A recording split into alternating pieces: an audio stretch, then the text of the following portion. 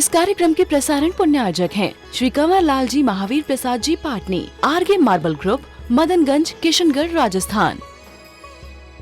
गुरु भक्त परिवार सुस्त दिगंबर जैन मंदिर, पुणे, महाराष्ट्र। स्वर्गीय उषा जैन माता और स्वर्गीय रेखा जैन धर्मपत्नी की स्मृति में श्री सुनील जैन परिवार, लखनऊ, उत्तर प्रदेश।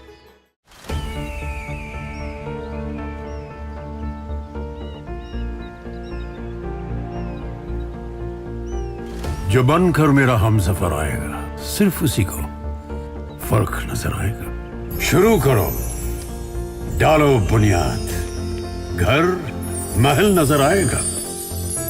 वंडर लाइए, वंडर अपनाइए, फर्क नजर आएगा।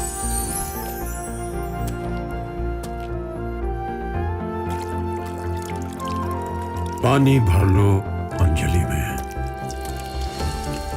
चांद उतर आएगा।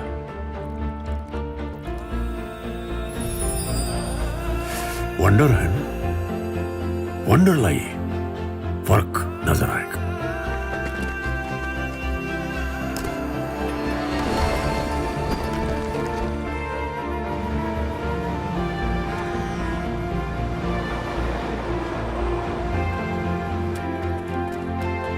पहला घर तो खड़ा करो, शहर नजर आएगा।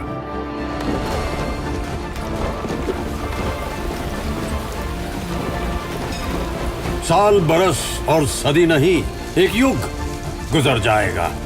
उम्र न पूछो वंडर की, जब फर्क नजर आएगा। वंडर सीमेंट, फर्क नजर आएगा। अब हम कह रहे हैं कि हमें कमल की भांति जीना है, तो क्या करना होगा? आपको क्या लगता है, क्या करना होगा?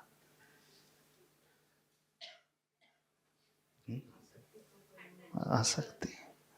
तुलसी जग में यूं रहो, ज्यों रसना मुख माही। खाती नित ही तेल घी, फिर भी चिकनी नाही। बड़ा अच्छा दोहा है तुलसीदास का। इस दोहे में उन्होंने सारी बात बता दी।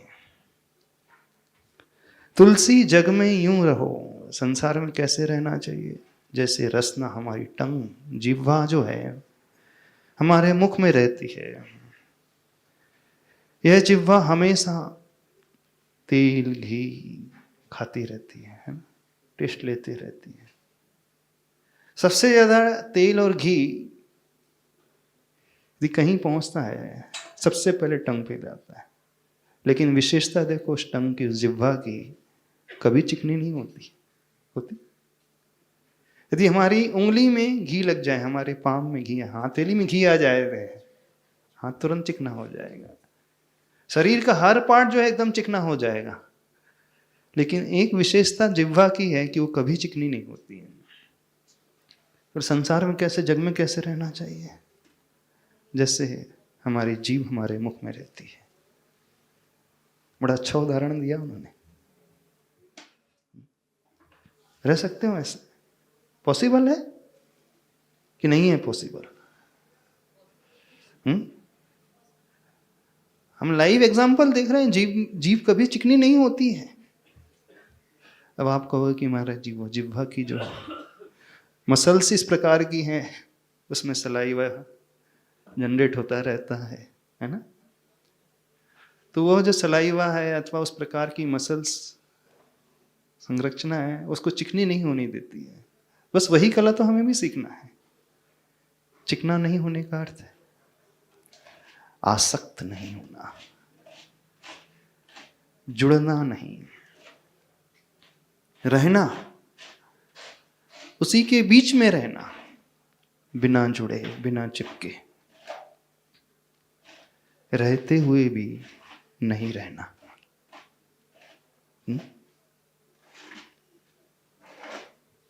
इसके लिए आचार्य पूज्यपाद स्वामी जी ने एक बहुत अच्छा श्लोक दिया है अष्टोपदेश ग्रंथ में। ब्रुवन्नपि ही न ब्रूते, गच्छन्नपि न गच्छति, स्त्रीकृतात्म तत्वस्तु पश्यन्नपि न पश्यति। बोलते हुए भी नहीं बोलना, चलते हुए भी नहीं चलना, देखते हुए भी नहीं देखना, खाते हुए भी नहीं खाना, सोचते हुए भी नहीं सोचना, सोते हुए भी नहीं सोना, कार्य करते हुए भी नहीं करना। पॉसिबल है? नीचे की पंक्ति में उन्होंने सॉल्यूशन दे दिया है, बड़ा अच्छा सॉल्यूशन दिया है आचार्य पूज्यपाद स्वामी जी ने, बड़ा अच्छा समाधान दिया है। कौन व्यक्ति सारी एक्टिविटी करते हुए भी नहीं करता है? स्त्री कृतात्म तत्वस्तु पश्यन्नपि न पश्यति, जिसने अपनी आत्मा को स्थिर बना लिया है, पारमार्थिक दृष्टि जिसके भीतर पैदा हो गई है, सब कुछ देख रहा है फिर भी वो नहीं देख रहा है। आचार्य शांति सागर महाराज जी हमेशा उदाहरण देते रहते। चूल्हे की आग क्या हमें कभी जलाती है? जो माँ किचन में रोटी बनाते रहती है, चूल्हे के बाजू में बैठ करके लकड़ियां जलती रहती है, अग्नि जल रही है चूल्हे में, पर उसके शरीर को जलाती क्यों नहीं जलाती? क्यों नहीं वो अग्नि उस शरीर को जलाती? क्योंकि दूर है ना, भिन्न है उससे। तो बस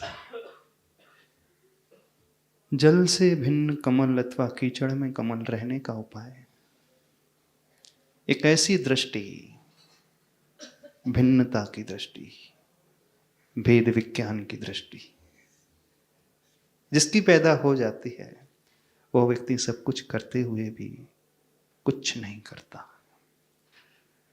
जैसे वह जिह्वा घी और तेल के मध्य में रहते हुए भी उससे निर्लिप्त रहती है, उससे चिपकती नहीं। बस ऐसे ही व्यक्ति सबके साथ रहता है,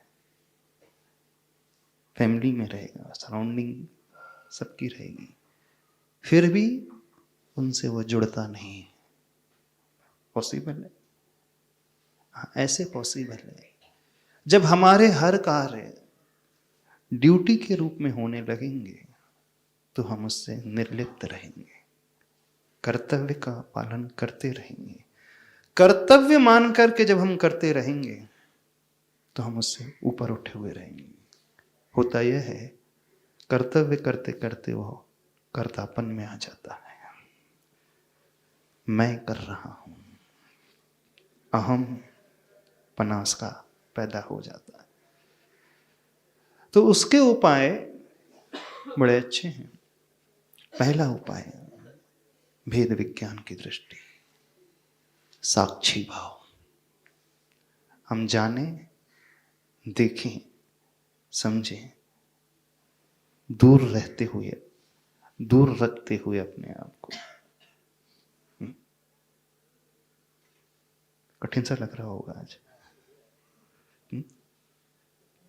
कठिन लग रहा है? और यदि हम उसे सरल करने की कोशिश कर दें, उपादान प्रधान दृष्टि जो व्यक्ति रखता है, निमित्त प्रधान दृष्टि नहीं रखता है, वह व्यक्ति हमेशा निर्लिप्त रहता है, निमित्तों से जो प्रभावित नहीं होता है। द्रव्य दृष्टि जो रखता है, पर्याय दृष्टि नहीं रखता है, वो उससे ऊपर उठा हुआ रहता है। एक उदाहरण दे देते, बड़ा कंसेप्ट क्लियर हो जाएगा। सुनो अब अच्छे से, शायद पहले हमने कभी दिया हो। एक व्यक्ति मॉर्निंग में ऑफिस के लिए निकल रहा था। 9:30 का टाइम हो गया था, बारिश का मौसम था, घर से बाहर निकल रहा था। दिख रहा क्या था कि जैसे ही उसने घर से बाहर कदम रखा, सड़क पे केले के छिलके पड़े हुए थे।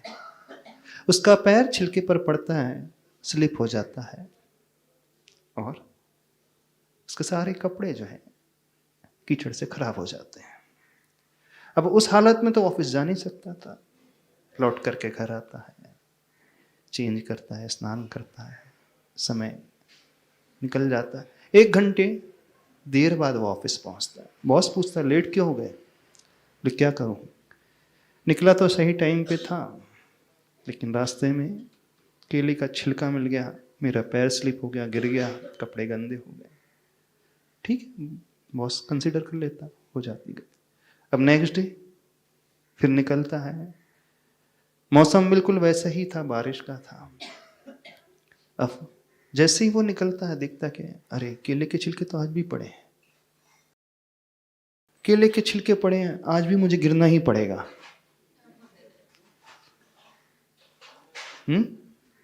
आज भी मुझे गिरना ही पड़ेगा।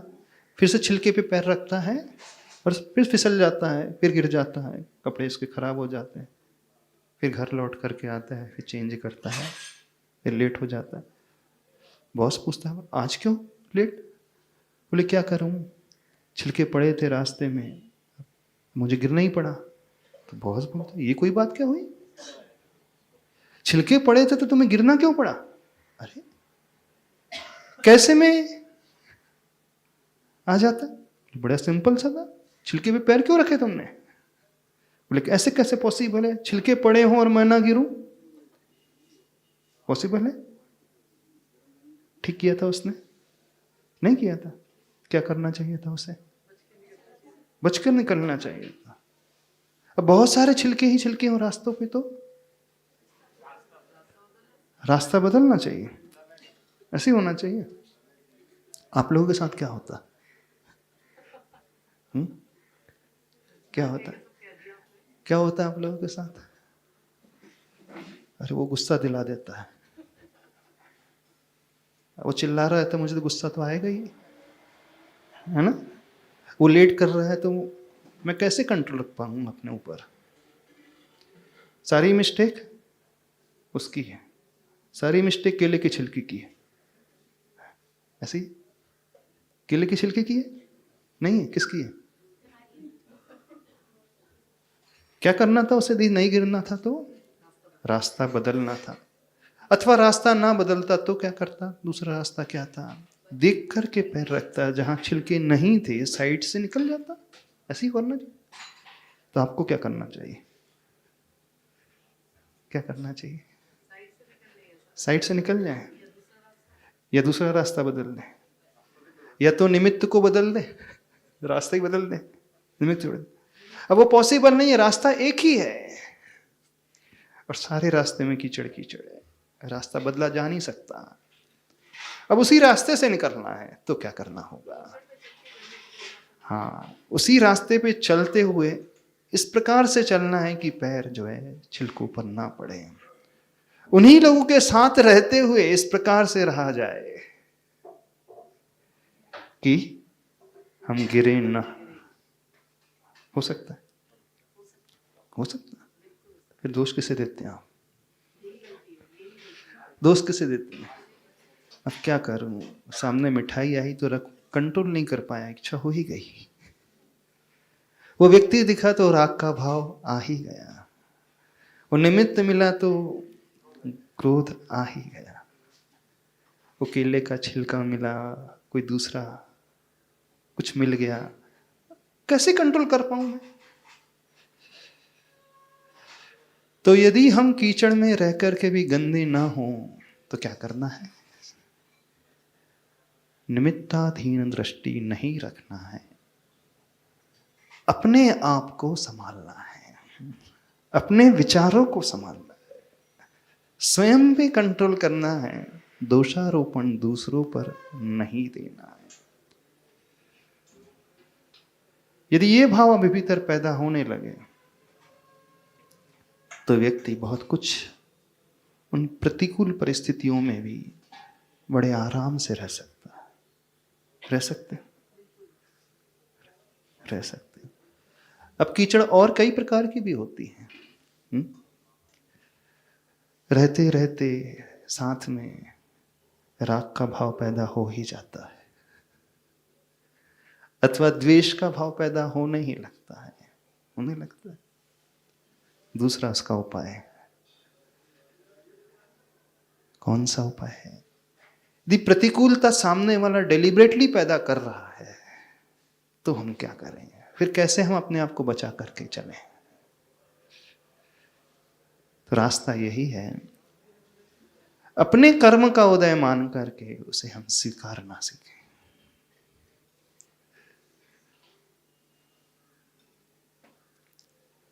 उसको दोष न दे, अपने आप को दोष दे। आचार्य भगवान एक उदाहरण हमेशा देते हैं। एक सिंह होता है और एक श्वान होता है।